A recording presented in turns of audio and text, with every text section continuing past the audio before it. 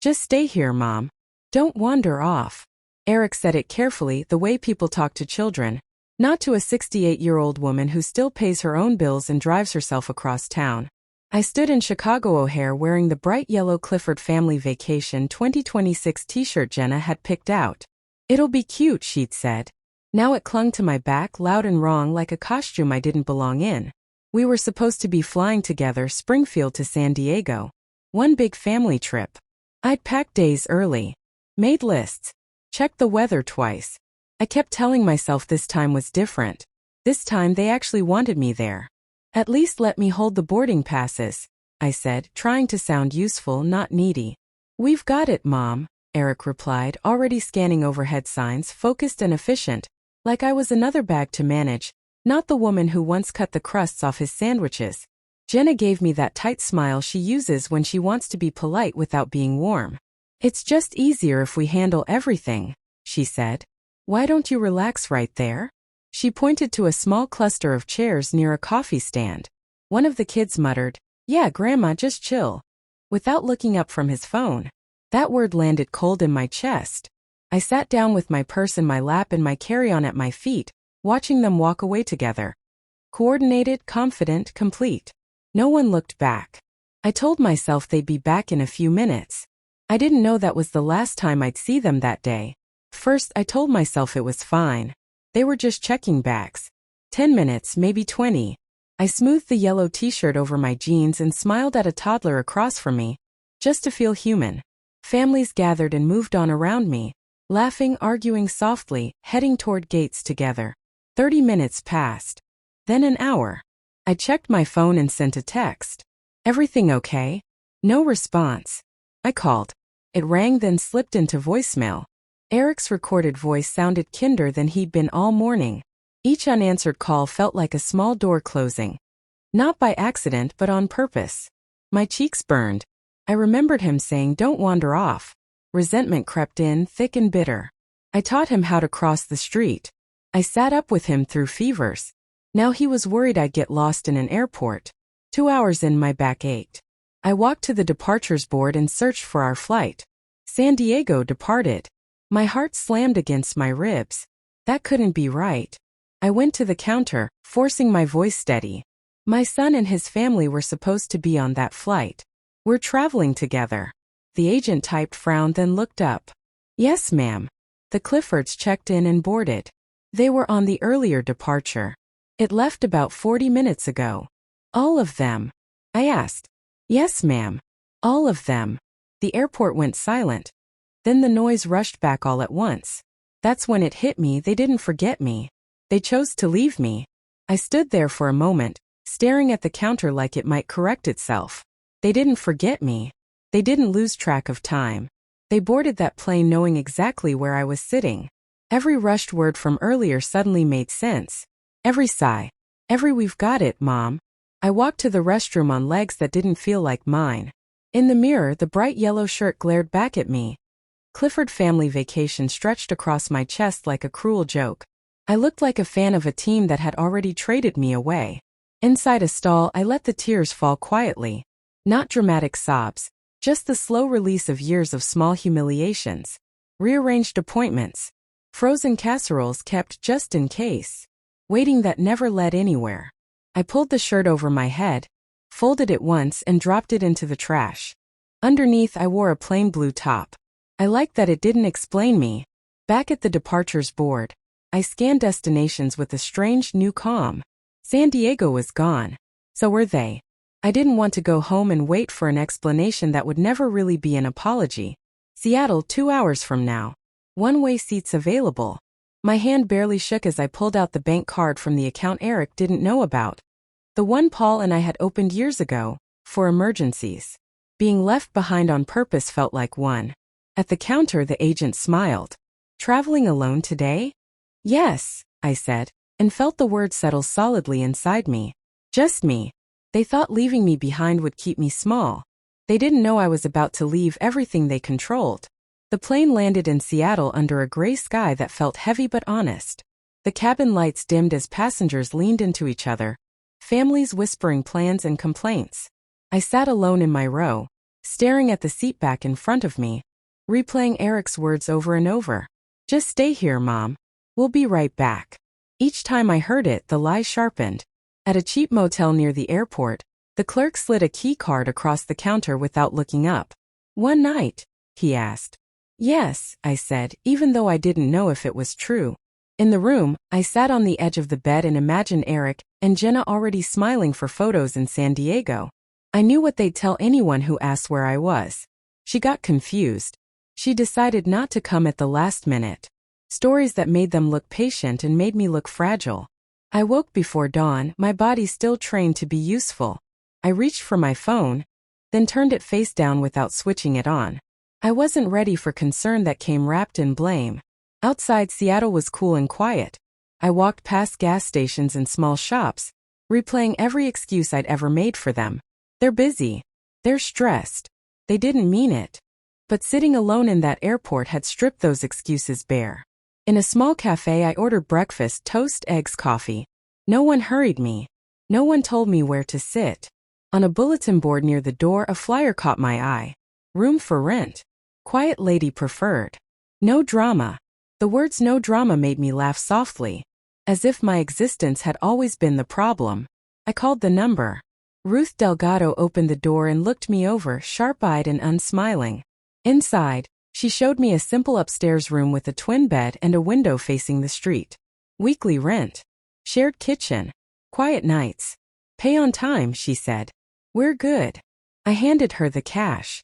Welcome, she said. That single word did more for me than all of Eric's reassurances ever had. I thought finding a room meant survival. I didn't realize it was the first step toward becoming someone they could no longer control.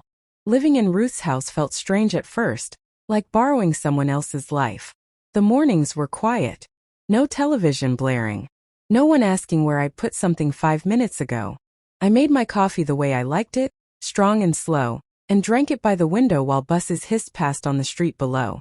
Ruth worked nights at the hospital. We crossed paths politely, like two women who understood silence was a form of respect. She never asked why I'd come. I never explained. After a week, I found a job at a small bookstore downtown. The owner, a woman named Lila with silver hair and kind eyes, didn't flinch when I told her my age. You show up on time and know how to listen, she said. That already puts you ahead. I learned the shelves, the regulars, the smell of old paper and dust. People called me ma'am without pity in their voices. Some even asked for my opinion. In the evenings, I walked home with tired feet and a lighter heart. For the first time in years, no one expected anything from me except honesty. My phone stayed silent longer than I'd imagined. When it finally buzzed, Eric's name lit up the screen. I let it ring. Then a message arrived. Mom, where are you? You scared us. We thought you wandered off. The lie slid into place so smoothly, it almost impressed me. I typed erase, then typed again. I'm safe. I needed time. I'll reach out when I'm ready. I didn't apologize. I didn't explain. Minutes later, another message came through, longer, sharper, filled with concern that felt suspiciously like anger. I turned the phone off. That night, as I lay in my narrow bed listening to the city breathe, I felt something unfamiliar settle into my bones. Peace earned, not given. They thought silence would punish me. They didn't know it was teaching me exactly how strong I could be without them. Weeks passed, and the city began to recognize me. The barista on the corner started my coffee before I spoke. A man who walked his old dog past Ruth's house nodded every morning like we'd made a quiet agreement to exist together. Even the bookstore had its rhythms. The bell above the door, the way the afternoon light fell across the poetry shelf. One rainy evening, Lila asked me to lock up with her. You ever think about writing? She said, stacking returns. I laughed. I raised a child. That took all my words. She smiled gently. Sometimes that's exactly why people should write. At home, I found a notebook tucked into a drawer, probably left by a previous tenant. I stared at the blank pages for a long time before writing the first line. I was left in an airport on purpose. The words startled me with their honesty. I kept going. Small moments. Things I'd swallowed for decades because they were inconvenient to other people. Each sentence felt like reclaiming something I'd mislaid along the way. One afternoon, a letter arrived, forwarded from my old address. Eric's handwriting. Mom, we're worried. Jenna says you're being dramatic. The kids are asking questions. No apology. No acknowledgement. Just pressure. I folded the letter and slid it under my mattress, not as a burden, but as proof. Proof of the story I used to live inside. That night Ruth knocked on my door. Some of us are having dinner, she said gruffly. You're welcome. At the table, laughter filled the room, imperfect people with imperfect lives, none of them needing me to be smaller so they could feel bigger. I realized something then. Family wasn't about who shared your name. It was about who noticed when you were gone and cared enough to ask why. They thought my story ended when they left me behind. They didn't know I was just getting to the part where I decided how it would be told. Spring arrived quietly, almost shyly. Cherry blossoms appeared on the streets near the bookstore, petals drifting like they didn't belong to anyone. I started wearing lighter coats, walking slower, letting myself notice things without rushing past them. One afternoon, Lila handed me an envelope. Someone dropped this off, she said. Looked nervous. Inside was a card from my granddaughter. Crayon letters, uneven and bright. Grandma, Dad says you're mad but I miss you. My chest tightened, not with guilt but with clarity. Eric hadn't told them the truth. He'd turned my absence into a flaw instead of a boundary. That evening I finally turned my phone back on. Missed calls. Messages layered with worry, then frustration, then blame. I didn't read them all. I didn't need to. I wrote one message, careful, calm, unbreakable. I wasn't lost. I wasn't confused. I was hurt. I needed space because I was treated as disposable. I love the kids. I'm not ready to see you yet. I stared at it for a long time before pressing send. The reply came quickly. We did what we thought was best. You're overreacting. There it was, the sentence that had ruled my life for years. I didn't respond. Instead, I went upstairs, opened my notebook and wrote until my hand cramped. Not angry words, true ones. The kind that don't need permission. For the first time, I wasn't trying to be understood by the people who refused to listen. I was understanding myself. I thought silence would protect them from discomfort, but what I was about to do would make sure they could never rewrite my truth again. Weeks passed. Seattle became familiar. Not just a place but a life I was building. The diner hummed with early mornings and friendly chatter.